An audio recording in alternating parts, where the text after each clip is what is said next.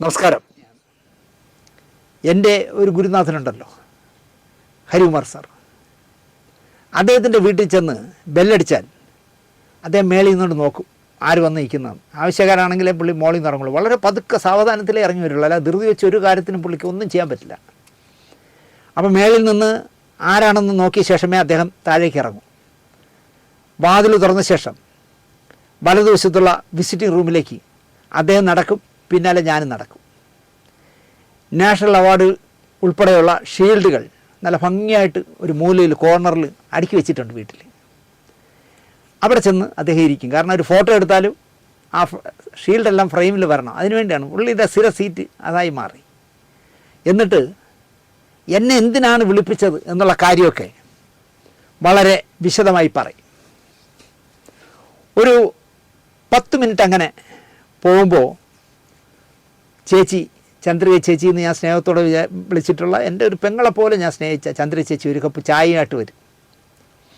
ഞാൻ നിന്നുകൊണ്ട് തന്നെ ആ ചായ കുടിക്കാൻ തുടങ്ങുമ്പോൾ സാറ് പറയും, ആ ദിനേശിരിക്കും എന്ന് പറയും. അതുവരെ നമ്മളെ നിർത്തൂ, ഇരുന്ന് ചായ കുടിക്കും. ഇതൊരു പതിവ് ശീലമാണെന്ന് പിന്നീട് എനിക്ക് മനസ്സിലായി. ഞാൻ ചെയ്യുന്ന പണി പതുക്കെ ഒന്ന് മാറ്റി ട്രാക്ക്.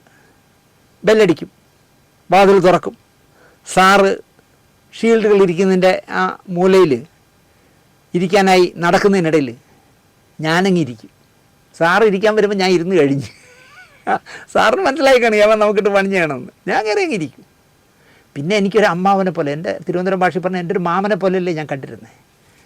ഇപ്പോൾ ഞങ്ങൾ സ്ക്രിപ്റ്റൊക്കെ എഴുതാൻ ഡിസ്കഷനൊക്കെ റൂമെടുത്ത് ഞങ്ങൾ രണ്ടുപേരും കൂടെ സംസാരിച്ചുകൊണ്ടിരിക്കുമ്പോൾ ചിലപ്പോൾ ലെനിൻ രാജേന്ദ്രനെ പോലുള്ളവർ വരും. എന്നിട്ട് അവർ അല്പം അടൻസൊള്ളി കാര്യങ്ങൾ സംസാരിക്കും. സാർ പെട്ടെന്ന് അത് കട്ട് ചെയ്യും, സെൻസർ ചെയ്യും. ഇല്ല എങ്കിൽ പറയും, ദിനേശ് പോയി ഒരു ചായ കുടിച്ചിട്ടോ എന്ന് പറഞ്ഞാൽ എന്നെ പറഞ്ഞു വിടും. എൻ്റെ മുമ്പ് വെച്ച് സംസാരിക്കാൻ സമ്മതിക്കില്ല. ഒരു അമ്മാവൻ അനന്തരവൻ സ്നേഹമായിരുന്നു എന്നോട് തുടക്കകാലത്തുണ്ടായിരുന്നത്. പിന്നെ അത് വഷളായി. അപ്പോൾ സാറ് വന്ന് ഷീൽഡിൻ്റെ ആ സൈഡിൽ വന്ന് ഇരിക്കാൻ തുടങ്ങുമ്പോൾ അതിന് മുമ്പ് തന്നെ ഞാൻ കയറിയിങ്ങിരിക്കും. പക്ഷേ അതിൽ ഒരു അതിർത്തിയും സാറിനില്ല. അങ്ങനെ ഓവർടേക്ക് ചെയ്ത് ഞാൻ ഇരുന്നോളഞ്ഞല്ലോ എന്നുള്ള ഒരു അതിർത്തിയും കാണിക്കുകയൊന്നുമില്ല. ഞാനങ്ങിരിക്കും. പരിചയക്കാരോടൊക്കെ ഇതുപോലെ ചെയ്യാനും ഞാൻ പറഞ്ഞു കൊടുത്തിട്ടുണ്ട്. സാറിന് കുറേ പ്ലഗുകളുണ്ടല്ലോ, അവരുടെയൊക്കെ പറഞ്ഞിട്ടുണ്ട് ഇങ്ങനെ സാർ നിങ്ങളുടെ കാണിക്കും. അങ്ങനെ കാണിക്കും. 10-15 മിനിറ്റ് നിൽക്കുന്നതിന് ഞാൻ പറഞ്ഞു ചെയ്യരുത്, ഞാൻ ഇങ്ങനെയാണ് ചെയ്യണം, അതുപോലെ അങ്ങ് ചെയ്യണമെന്ന് പറയും. അങ്ങനെ അവരെയൊക്കെ തിരുത്തി. നേരെ തിരിച്ചായിരുന്നു എൻ്റെ ഗുരുനാഥനായ ജെ.സി. സാർ. ഞാൻ വരുന്ന വിവരം സാറിനെ വിളിച്ച് പറഞ്ഞിട്ടേ ഞാൻ ചെല്ലൂ. സാറിൻ്റെ വീട്ടിലിരിക്കുമ്പോൾ നോർത്ത് റെയിൽവേ സ്റ്റേഷനിൽ, എറണാകുളം നോർത്ത് റെയിൽവേ സ്റ്റേഷനിൽ ട്രെയിൻ വരുന്ന ശബ്ദം കേൾക്കാം. ഞാൻ ഇന്ന ട്രെയിനിലാണ് വരുന്നതെന്ന് സാറിനോട് പറയും. അതുകൊണ്ടാവണം മേളിലത്തെ മുറിയിൽ നിന്ന് സാർ റോഡിലേക്ക് നോക്കി നിൽക്കും, കണ്ണാടി വഴി. കറുത്ത കണ്ണാടിയാണ്, കൂളിംഗ് ഗ്ലാസ്, കൂളായ പേപ്പറൊക്കെ ഒട്ടിച്ച കണ്ണാടിയാണ്. അതിൽ കൂടെ നോക്കി നിൽക്കും. ഞാൻ റോഡിൽ ആട്ടോയിൽ നിന്ന് ഇറങ്ങി. അപ്പോൾ ആ വീടിൻ്റെ ഒരു രസം എന്താണെന്ന് വെച്ചാൽ, നമ്മൾ വീട്ടിലേക്ക് കയറാൻ ഒരാളിന് നടന്നു പോകാനുള്ളൊരു ഗേറ്റുണ്ട്. ആ ഗേറ്റ് വഴിയേ കയറാൻ പറ്റും. അപ്പുറത്ത് വലിയ ഗേറ്റുണ്ട് കാറിടാനുള്ള. പക്ഷേ കാറില്ലാത്തതുകൊണ്ട് അത് എപ്പോഴും സദാ പൂട്ടിയിട്ടിരിക്കും. അപ്പോൾ ചെറിയ ഗേറ്റ് ഞാൻ തുറന്നാൽ നേരെ മേളിലേക്ക് പടിയാണ്, അല്ലാതെ 1-ാം നിലയിലേക്ക് പോകാൻ പറ്റില്ല. 1-ാം നിലയിലേക്ക് മേളിൽ കൂടെ വരാൻ പറ്റും. അപ്പോൾ ആ പടിക്കെട്ട് കയറി ഞാൻ മേളിലേക്ക് പോകും.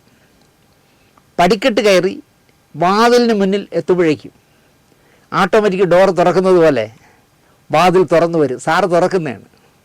മുന്നിൽ ചിരിച്ച മുഖത്തോടെ സാറ് നിൽക്കും.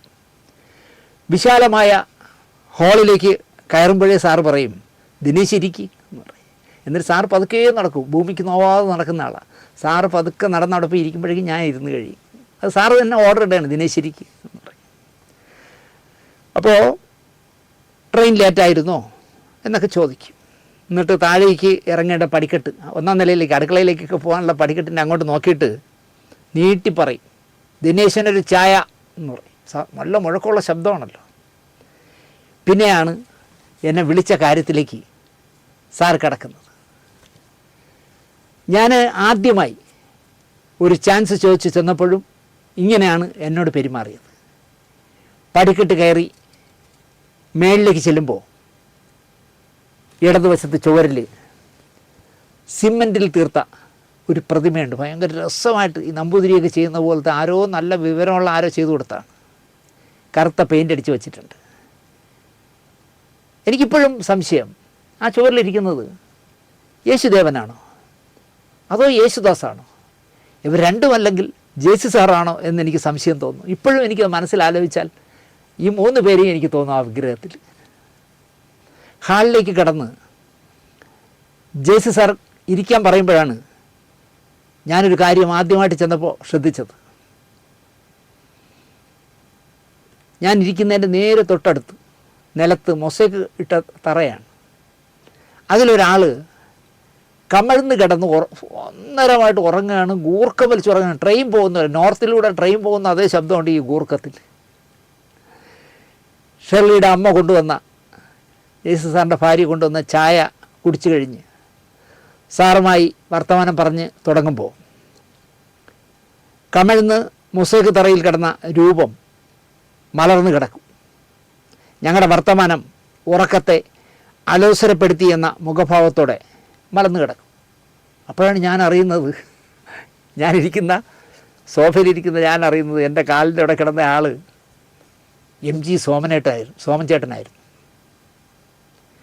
ഇതാരുടെ കുറ്റിയും പറിച്ച് തൻ്റെ ഉറക്കം കളയാൻ എന്ന മട്ടിൽ ആ ഉണ്ട കണ്ണുകൾ വെച്ച് എന്നെ അടിപിടി നോക്കി. അത് മനസ്സിലാക്കിയ ജേസി സാർ പറഞ്ഞു, സോമു എന്നാണ് വിളിക്കുന്നത്. സോമു, ജേസി സാറിനെ സോമേട്ടൻ വിളിക്കുന്ന അണ്ണ എന്നാണ്. ഇത് ദിനേശ്, തിരുവനന്തപുരത്തുകാരനാണ്, എന്നോടൊപ്പം പുറപ്പാടിൽ വർക്ക് ചെയ്യും. പിന്നെ യവൻ വരാത്ത കുറവേ ഉള്ളൂ മലയാള സിനിമയിൽ എന്ന മട്ടിൽ വീണ്ടും എന്നെ ഒന്ന് തുറച്ചു നോക്കിയിട്ട് കണ്ണടച്ച് പാവം സോമേട്ട ഉറങ്ങി. സെറ്റിലൊക്കെ വന്നിറങ്ങുമ്പോൾ ഇറങ്ങിയാലുടൻ ചോദിക്കുന്നത് എന്നെ പറ്റിയാണ്. അത് ചോദിക്കുന്നത് എങ്ങനെയെന്ന് ചോദിച്ചാൽ, എവിടെ എൻ്റെ ശത്രു എന്നായിരുന്നു സോമേട്ട ചോദിച്ചിരുന്നത്. മരിക്കും വരെയും എന്നെ ഇഷ്ടമായിരുന്നു എന്നും ഞാൻ സോമേട്ടനുമായിട്ട് ഗുസ്തി പിടിക്കുമായിരുന്നുവെങ്കിലും പറയാൻ പാടില്ലാത്ത പദപ്രയോഗങ്ങൾ സോമേട്ടൻ തിരിച്ച് എന്നോട് പറയുമായിരുന്നുവെങ്കിലും ഇതെല്ലാം കണ്ടുകൊണ്ട് ജേസി സാറ് ഞാൻ ഇവിടത്തുകാരനല്ല എന്ന മട്ടിൽ ചിരിച്ചുകൊണ്ടിരിക്കുമ്പോഴും പാവമായിരുന്നു MG സോമേട്ടൻ. കഥ വഴിമാറിപ്പോയി. നിങ്ങൾക്ക് എന്നോട് അസോസിയേറ്റ് ചെയ്യാമോ എന്ന ചോദ്യത്തിൻ്റെ ഞെട്ടൽ ഞാൻ നിന്നല്ല. തമ്പി സാർ കരുതിയത് ഒരു സംവിധായകനായി മാറിയ ശേഷം എന്നെ വീണ്ടും സഹസംവിധായകനായി വരാമോ എന്ന് ചോദിച്ചത് എന്നെ അലോസരപ്പെടുത്തി, അതുകൊണ്ടാണ് ഞാൻ മൗനിയായത് എന്നാണ് അദ്ദേഹം ചിന്തിച്ചത്. അല്ല, നിങ്ങൾക്ക് ബുദ്ധിമുട്ടുണ്ടെങ്കിലേ വരണ്ട, ഞാനൊന്ന് വിളിച്ചാൽ TS സുരേഷ് ബാബു അടക്കം എൻ്റെ സിനിമ വന്ന് ചെയ്യും. നിങ്ങളെ സഹകരിപ്പിക്കണം എന്നൊരാഗ്രഹം, അത്രേ ഉള്ളൂ. സാർ എങ്ങനെയാണ് കരുതി? സാറേ, ബംഗ്ലാവിൽ അവധി ചെയ്തു, കുറേ സീരിയലൊക്കെ ചെയ്ത് സംവിധായകനായ ശേഷം സാറിൻ്റെ അസോസിയേറ്റൊക്കെ വിളിക്കുന്ന മോശമല്ലേ എന്നുള്ളതാണ് ഞാൻ മിണ്ടാത്തതെന്നാണ് പുള്ളി കരുതിയത്. എനിക്കൊരുപാട് സന്തോഷം സാർ, ഞാൻ വരാം. ഞാൻ ചെന്നു. പിറ്റേ ദിവസം രാവിലെ തന്നെ അദ്ദേഹത്തിൻ്റെ ഓഫീസിൽ ചെന്നു, സംസാരിച്ചു. അപ്പോൾ എല്ലാം തുറന്നു പറയുന്ന ആളാണല്ലോ. ഈ സിനിമയിലെ ഞാൻ വേറൊരാളെയായിരുന്നു അസോസിയേറ്റായി വച്ചത്. അവൻ ചാർട്ട് ചെയ്യുന്ന രീതിയിൽ ഞാൻ ആർട്ടിസ്റ്റിന് ഡേറ്റൊക്കെ വാങ്ങി. പക്ഷേ ഒരു കുഴപ്പം, അയാൾ എന്നെ സിനിമ പഠിപ്പിക്കും. എനിക്ക് അങ്ങനെയുള്ളവരെ വേണ്ട, അതുകൊണ്ട് ഞാൻ അയാളെ കട്ട് ചെയ്തു. അയാളെ മാറ്റിയിട്ടാണ് അപ്പോൾ എന്നെ വയ്ക്കുന്നത്. അതൊക്കെ തുറന്നു പറയാൻ ഒരു മടിയും അദ്ദേഹത്തിന് ഉണ്ടായിരുന്നില്ല. സ്ക്രിപ്റ്റിൻ്റെ ഒരു തടിയും കോപ്പി എടുത്ത് ഒരു പോളിത്തീൻ കവറിലിട്ട് എനിക്ക് തന്നു. ഞാൻ അതുപോലെ ഭയഭക്തി ബഹുമാനത്തോടെ വാങ്ങിച്ച് കയ്യിൽ വെച്ചു. ആദ്യത്തെ ചോദ്യം, നിങ്ങൾക്ക് എന്താ ശമ്പളം? സാർ തരുന്നത്. അത് പറ്റില്ല, പറയൂ. അതിനപ്പുറം ഞാൻ പറയില്ല സാറിനോട്. സാർ തരുന്നതാണ് എൻ്റെ ശമ്പളം. ഞാൻ സ്ക്രിപ്റ്റ് വീട്ടിൽ കൊണ്ടുപോയി തിരക്കഥ ഭംഗിയായിട്ട് വായിച്ചു. 2 സിനിമ എടുക്കാനുള്ള തിരക്കഥയുണ്ട്. പിറ്റേന്ന് ഇതും ചുവന്നുകൊണ്ട് തിരിച്ചു തന്നു. വായിച്ചോ? വായിച്ചു. എന്താ അഭിപ്രായം? സീരിയലിന് സ്ക്രിപ്റ്റുകൾ എഴുതിയതിൻ്റെ എല്ലാ കുഴപ്പമുണ്ട് സാർ. സാറ് സീരിയലിന് കുറേ സ്ക്രിപ്റ്റ് എഴുതിയല്ലോ, കുറേ എഴുതിയല്ലോ. അതിൻ്റെ എല്ലാ കുഴപ്പമുണ്ട് സാർ ഈ സ്ക്രിപ്റ്റിന്. ഒരു മാറ്റർ തന്നെ സാർ 17 സ്ഥലത്ത് പറയുന്നുണ്ട്. അതേതാ? നായിക സുലക്ഷണ എന്ന് പറഞ്ഞ വേഷമാണ് ശാരദാമ്മ ചെയ്തത്. മക്കൾ നോക്കുന്നില്ല, അതുകൊണ്ട് അവർ അനാഥ മന്ദിരത്തിലാണ് എന്നതാണ് 17 സ്ഥലത്തുള്ളത്. അതിപ്പോൾ നമ്മൾ എണ്ണി നോക്കിയിട്ടുണ്ടല്ലോ, നിങ്ങൾക്ക് മനസ്സിലായേ? സിനിമ കാണുമ്പോൾ അങ്ങനെ തോന്നില്ലല്ലോ. ഞാൻ തോന്നും സാർ, ഇതല്ലേ നേരത്തെ പറഞ്ഞേ, ഇതല്ലേ അതിന് മുമ്പേ പറഞ്ഞതെന്ന് ആളുകൾ തോന്നില്ലേ സാർ? അത് എൻ്റെ സ്റ്റോറി ടെല്ലിങ് നിങ്ങൾക്ക് അറിയില്ലാത്തതുകൊണ്ടാണ്. ഒരു കുഴപ്പം വരില്ല.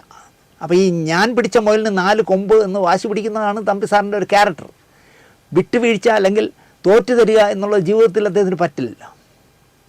അപ്പോൾ എൻ്റെ സ്റ്റോറി ടെല്ലിങ് നിങ്ങൾക്ക് അറിയാഞ്ഞിട്ടാണ് നിങ്ങളിങ്ങനെ പറയുന്നതെന്നാണ് സാറ് പറയുന്നത്. ഞാനേ ശശികുമാർ സാറിൻ്റെ കളരിൽ നിന്നും വന്നവനാണ്. നിങ്ങളും എങ്ങും എത്താതെ പോയത് ഹരികുമാറിൻ്റെയും ജെ.സിയുടെയും ശിഷ്യനായതിലാണ്. എനിക്കിട്ടൊരു കുത്തിയതാണ്. നിങ്ങൾ ജീവിതത്തിൽ എങ്ങും ആവാത്ത എന്താണെന്നറിയോ? നിങ്ങൾ ജെ.സിയുടെയും ഹരികുമാറിൻ്റെയും അസിസ്റ്റൻ്റായിരുന്നു.